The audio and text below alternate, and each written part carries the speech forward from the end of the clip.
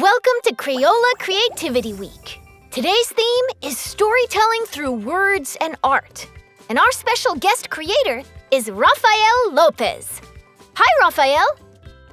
Hello, I'm Rafael, and welcome to my studio. I'm so happy that you're here. We're so pleased to have you with us today. So let's get started. Please introduce yourself and tell students what creativity means to you.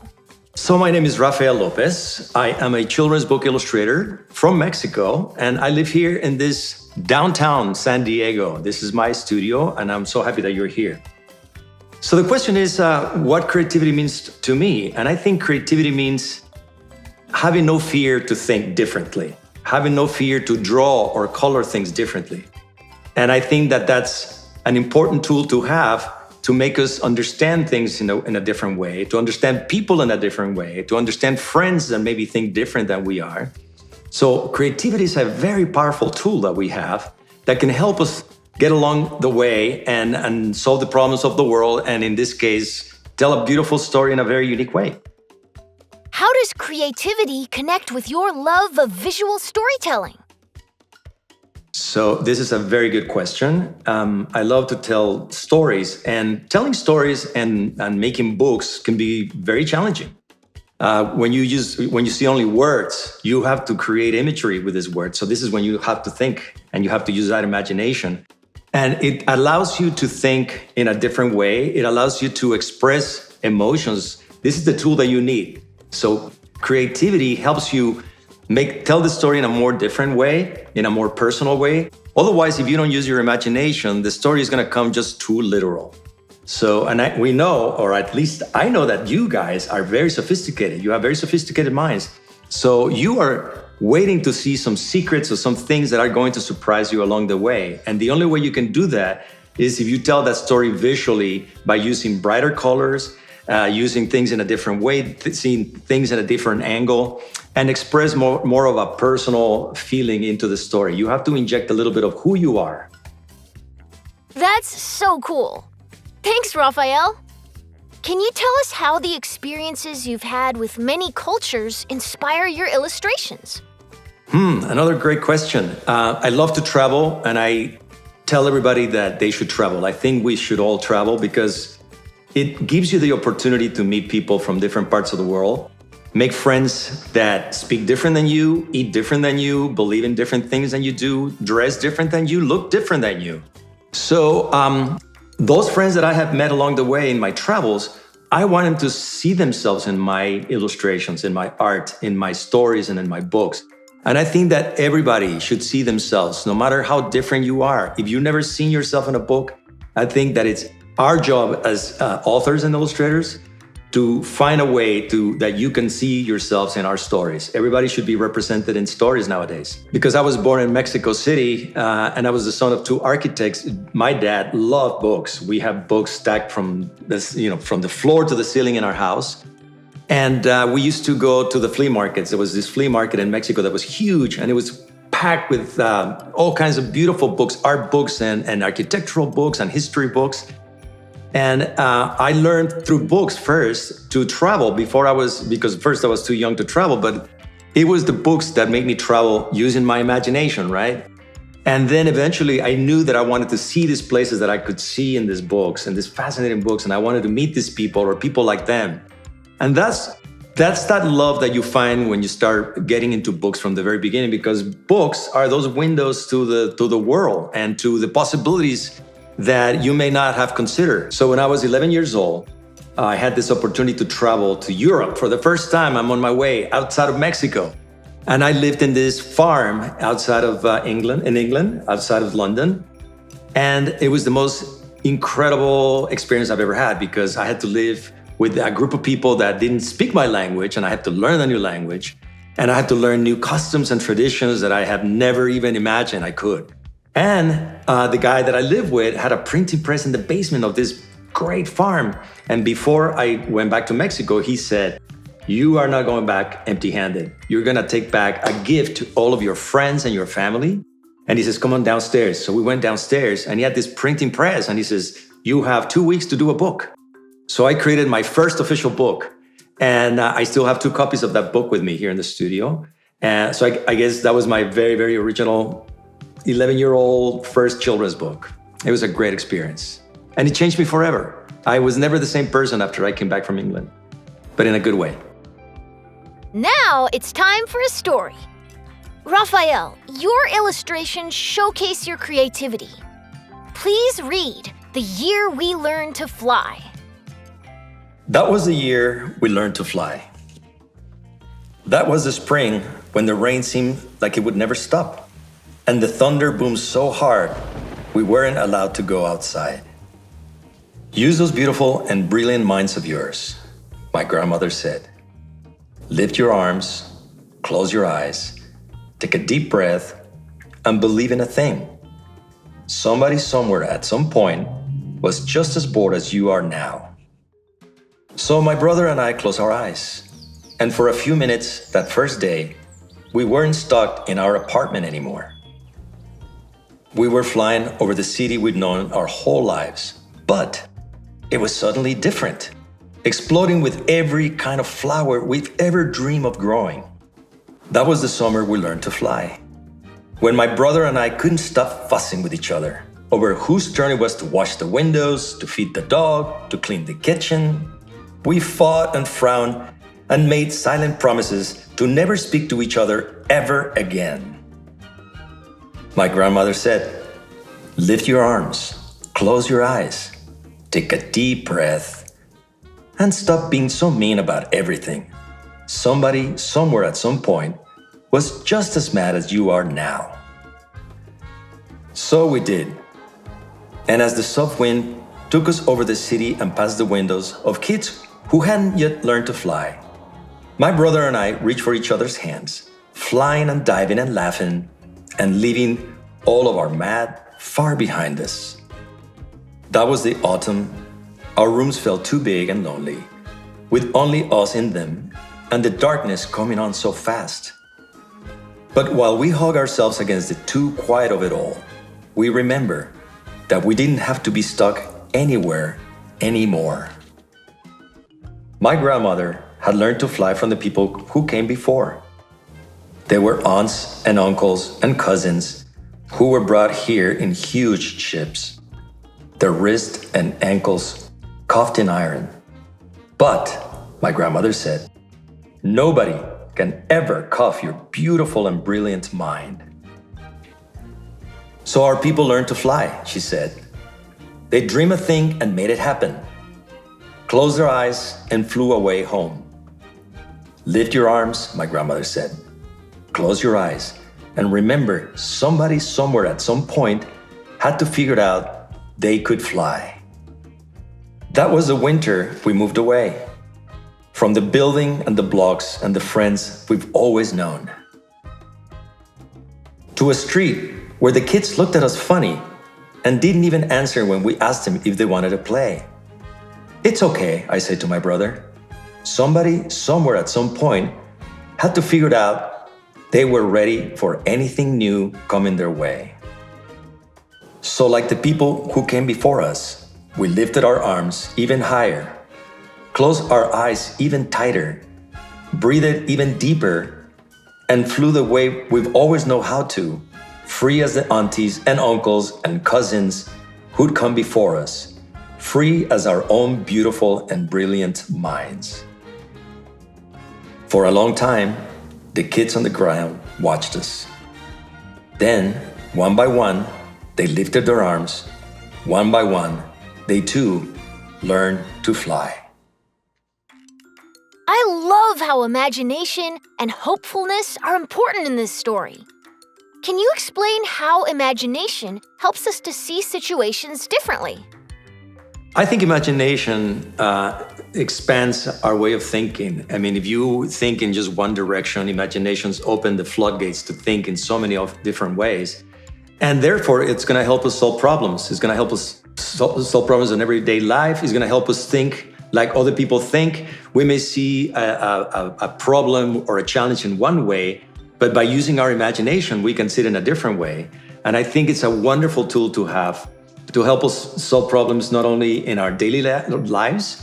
It's going to help us have more empathy and understanding for people that are different than we are. And why not? I mean, what a wonderful tool to have in a challenging world like we live in today. So imagination helps you so much to solve all kinds of different problems. So you just got to keep your options and your mind open to whatever comes your way. You've said before that you want readers to come back to your books and see something new and different each time. Some of my favorite parts of the book were seeing ships sailing in the main character's hair and people's faces reflected in leaves and flowers. How do you add those treasures to your art to keep people coming back for more? I like to challenge readers to come back to my illustrations and see something different every time. Because to me, they're little treasures, there's little secrets that you have to put in there, little cues for people to find the next time around. Or they can come back and see the same illustration, but see it with a different perspective, with different eyes, with different feelings. But I think that my job as an illustrator is to tell you a story where you can actually connect, very emotional to it, and you can interpret it in your own way. I want to challenge you to see my illustration and try to perceive or say, okay, this is what Mr. Lopez was trying to do. This is what Rafael intended to do. So I like to challenge you too. I like to challenge you to think and see things in a different way. And I want you to see those books that I work with as little treasures that are going to show you something different every time. When children fly over their city in the story, it suddenly looks and feels different. How does the idea of flying over their troubles give kids a sense of hope and optimism for the future? Well, I think it's a very symbolic way of saying that sometimes you have to look at your problems that seem to be so overwhelming. If you see them from a distance, you realize that maybe your problem is not that big and it has a solution. So by looking at it from a distance, you're literally saying you are lifting up and seeing it from a very, very high point, which means that you're flying. And we know that we cannot fly physically unless you get on a plane or you get on a helicopter or something like that, right? But your imagination can allow you to close your eyes, lift your arms, and fly and see things from another angle and see that everything has a solution. So every problem eventually gets solved, no matter how long it takes. And I recommend using your imagination and fly away from it and look at it from a different way, a different perspective. The book repeats a special phrase: lift your arms, close your eyes, take a deep breath, and stop being so... Tell us how the physical act of raising our arms, closing our eyes, and breathing deeply helps prepare us to change the way we feel. Well, I think it's naturally very liberating to just lift your arms. When you're happy, when you go to a game and someone wins, or your friend or your sister or your brother accomplish something wonderful, you go, yeah! So there's a really good feeling. There's a lot of physicality in lifting your arms. Closing your eyes is also great. Sometimes you may be seeing something that you don't want to see, but if you close your eyes again, you can picture yourself in a much better place. So there's the combination of doing this, expanding and closing your eyes and thinking that everything is going to be okay. Take a deep breath. I do this every day. I love biking. I go biking every morning and I take a break in the middle of my biking, and I get down on the grass and I just stretch and close my eyes and I breathe deeply. And it just makes my day because I come back relaxed and ready to tackle my challenges of the day. Now it's time to get creative. Rafael, can you demonstrate how to draw those important steps in learning how to fly? Lifting arms, closing eyes, and breathing deeply. All right, so we're back in the studio, and today's challenge is going to be how we draw a kid that wants to close his eyes or her eyes, lift their arms, take a deep breath, and learn to fly. And we're going to be using these wonderful products, all these wonderful bright colors, and I'm going to start with a burnt sienna. And every drawing begins with a very simple shapes. I like using geometric shapes. So in this case, we're going to be using a circle. And of course, this is going to be the face of our character. And he's going to have a torso. And we're going to start filling in what is the color of the face. But first, we're going to put a semicircle like this, like a moon shape. And then we're going to fill this in. I love these colors and I love the textures that it creates on the paper. And I don't know if you've noticed on my illustrations, but all of my illustrations have this really cool texture, and I like to use different materials. This person needs an expression. So our kid is maybe bored. So we're gonna do that now. He's got this bored eyes. And I'm gonna use some of this beautiful red to put a little nose in there. And you tell me that looks like a bored person. That looks like a bored person right away, right? All right, so now that we've done this, what's gonna happen when he lifts his arms? His arms are gonna make him feel a little bit better, correct? So here we go. We're going to continue this line using a different color. In this case, I'm gonna be using Crayola Brick Red because I decided that this is gonna be a girl. She is going to have this very colorful, she loves to wear colorful clothing. And here's one arm. That looks pretty strange now, right? But that's what's fun about coloring. You never know where this is gonna go. And here is the other arm. I'm gonna switch back now to another color. We're gonna be using maybe like a bright orange. I love oranges. This one is gonna be the Crayola Red Orange. And we're gonna draw the hands. And we're gonna fill them in. So now you see how things start to take shape slowly, but we're having so much fun. I love all these colors. I don't even know what I'm gonna do with all of them. So what happens when she lifts her arms? I think she's feeling a little bit better now. So in that case, if she feels better, maybe this is no longer a sad mouth, but it's actually a happy mouth. You see what happened there?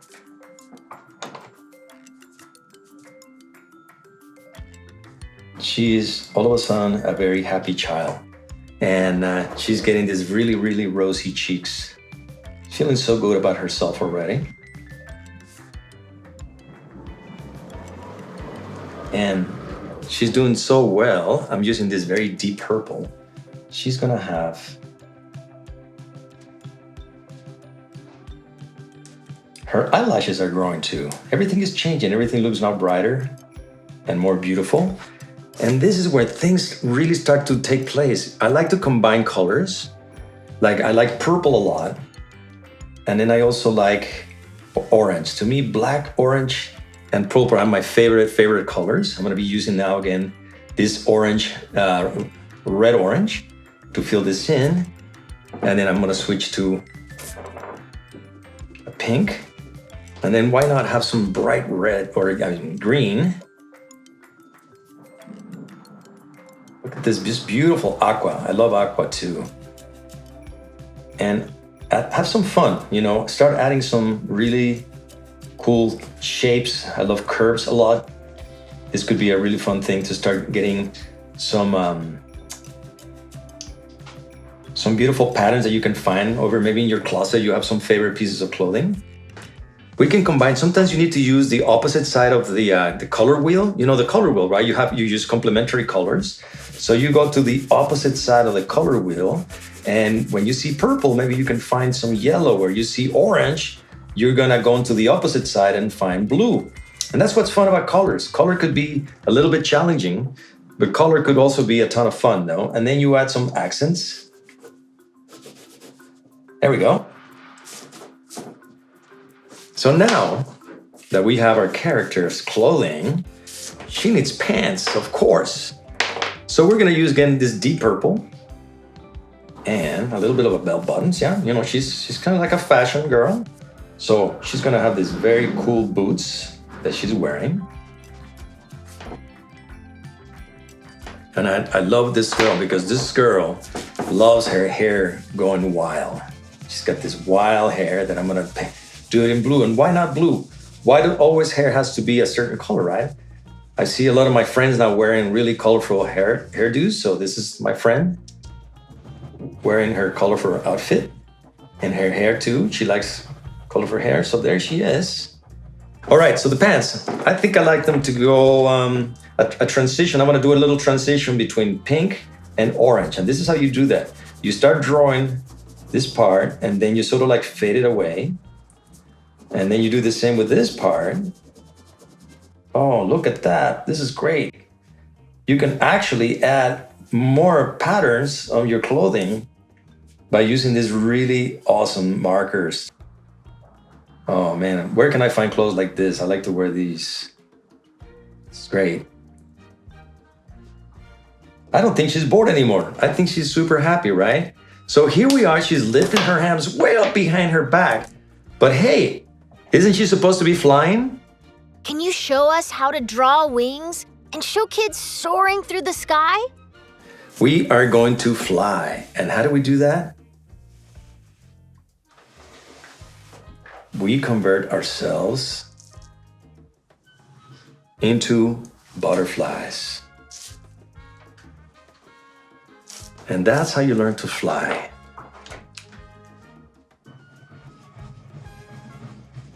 And this is where you can also use your imagination. Remember, we talk about that. And make your own designs on the wings. You don't even have to look at a photo of a butterfly. You can create your own wings any way you want them. You can do squares or half shapes or moon shapes. If you like flowers, you can put flowers in them. I always like to put patterns inside other things that they have nothing to do with each other. And we call that putting the unfamiliar in the familiar.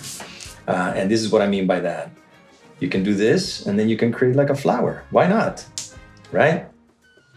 You can create any shape. This is your butterfly, this is your wings, and this is how you love to fly. And just fill it in, because the colors are not only bright, they're so much fun to draw with, and they last forever. This is so great.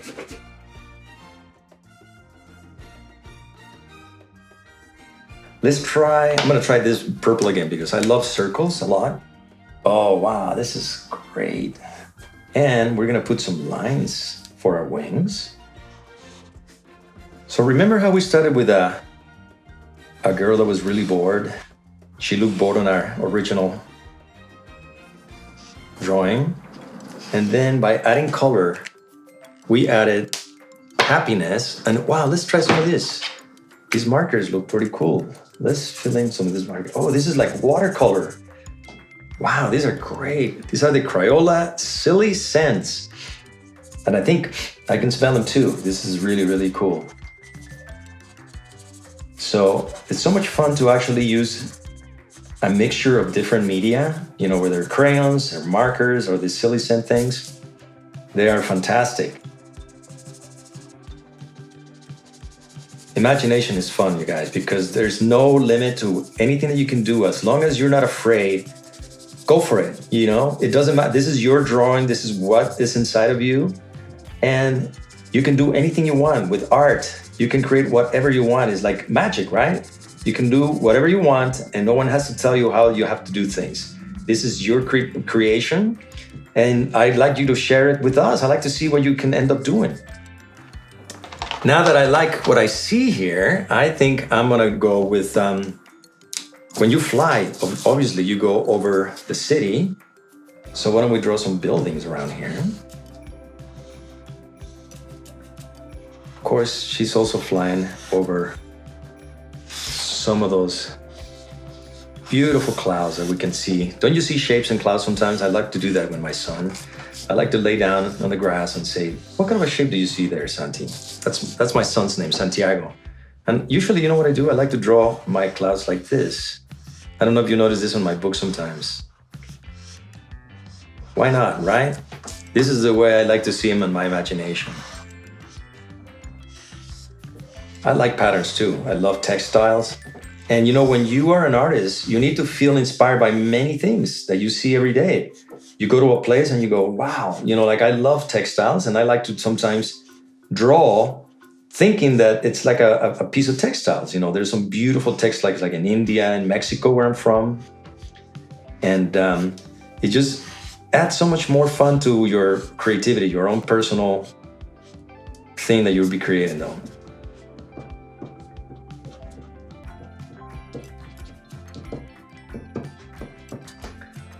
And, you know, there's some birds around that are flying, you know, maybe some seagulls. Maybe she lives near the ocean, so there's some seagulls coming up. Maybe there's two friends here, two friend seagulls. And we'll add a few more lines.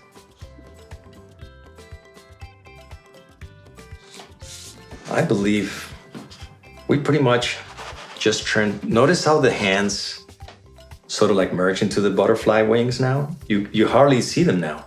First we saw them, but if you use your imagination, they turn into wings. And by using that imagination and closing your eyes, this is how we all learn how to fly. So this has been so much fun. I had a great time. And oh my, I can go on and on and on and on, but I just want you now to do, it's your turn. I want you to go now and grab your products and your Crayolas and your papers and everything that you have around and give it a try. I want to see what you're going to do with your imagination, and I want to see how you can make this challenge possible. So there you go. I had so much fun and it was incredible. And thank you for all this. I don't know what to do with all these products. This is going to be great. I had a great time. So I hope you enjoyed it and I hope you learned something. So remember, use that imagination. I want you to go out there and have fun, make art. Art is powerful. It brings people together. So go at it. It's great to see you here. Take care. That was so much fun. Thank you for sharing your inspirational ideas. And thank you to all the kids in schools and homes across the country for joining us today. Parents, be sure to check out more exciting Creativity Week ideas at Crayola.com/creativityweek. And share your kids' ideas so others can see and be inspired by their creative work.